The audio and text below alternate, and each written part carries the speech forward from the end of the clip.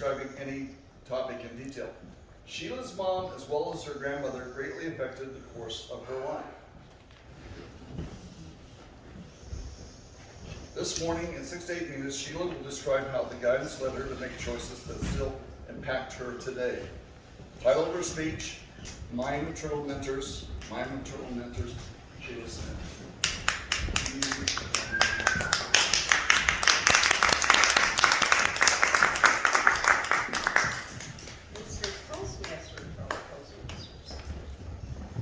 My maternal grandmother, Clara Kane Pippin, held the ladder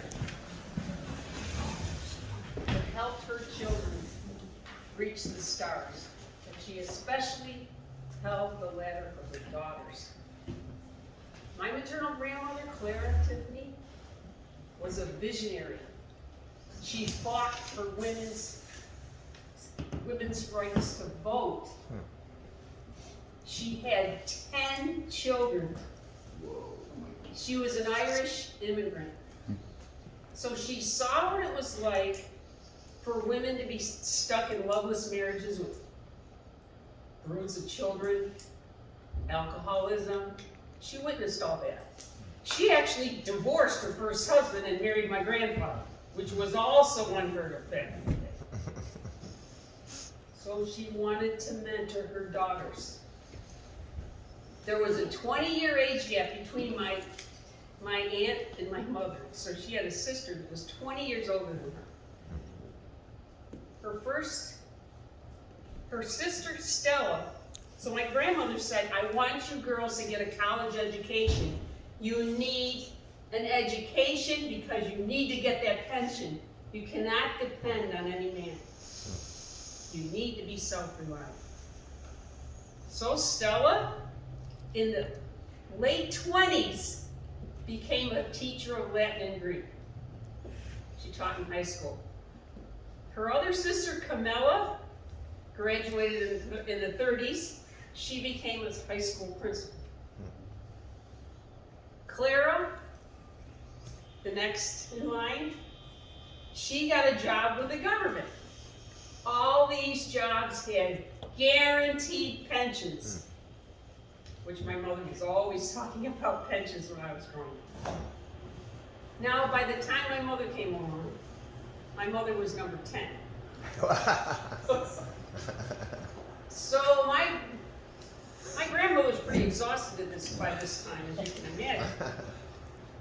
But she still encouraged my mother, you've got to get that degree, you want to have your education, you don't want to depend on anybody, you need to be self-reliant.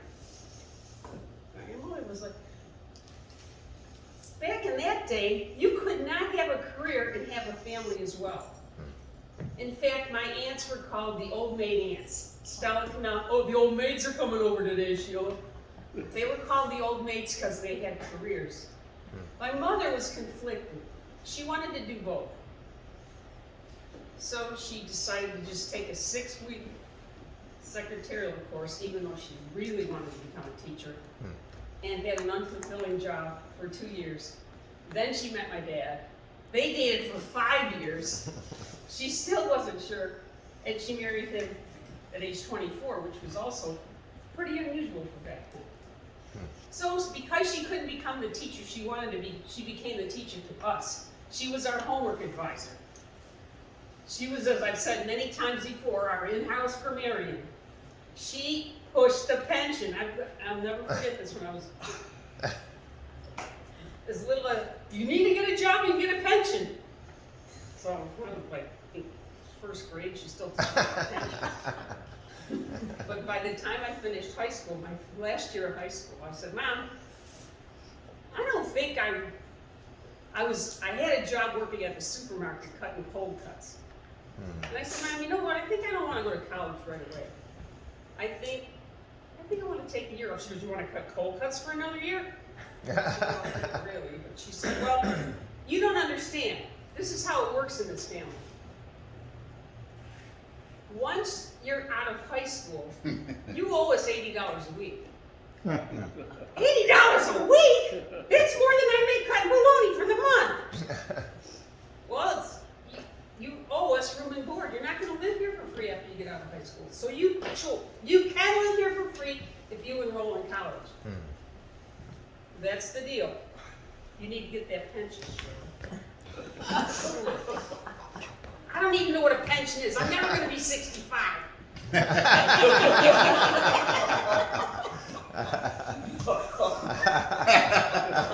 So, I took my mother's advice. I kind of was getting sick of cutting bologna at the supermarket. Can't meet a lot of interesting people there. So I thought, okay, I'm going to start school right away. I started that summer, and I fell in love with the coursework. In fact, I loved the coursework so much, and I couldn't believe how much easier public college was instead of the nuns. No nuns. They make me crazy. So I got out in 3 years. I fell in love with the coursework. I fell in love with teaching and the children. And then came time to get a job. I was still living at home at the time. And there were hardly any jobs that year. So I applied for a job. I got one offer.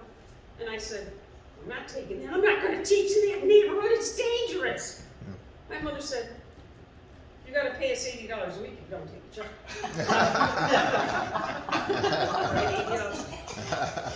So, she goes, you're going to take this job. I'm going to tell you 4 things you need to do. You're going to take that job. The first thing you're going to do, you're going to ride early. Second is you're going to stay late. Third is you're going to seek additional training. And you need to be unique. You need to be the best first grade teacher that inner city school ever had. You don't have a choice, Sheila. You need to take that job. Stop being so negative about it. You don't know what's going on. Well, it turned out I love that school. It was an inner city school. The teachers were amazing. They loved the children as much as I do. Their stories were hilarious. I wound up staying there for 5 years. And because of that school, I was able to work off my school loan, because my parents had no money for that. My school loan was forgiven because it was in such a decrepit part of town that the federal government at the time forgave 20% every year you could work. It forgave 20% of your loan. So I was debt free when I finished that school. But to this day, I think of my grandmother, how she mentored my mother, and how my mother mentored me. And I want to thank Clara Kane Tiffany and my mother, Catherine Tiffany, for holding that ladder. And now I'm living with 2 pensions. I'm able to reach the stars. Mr. Postman.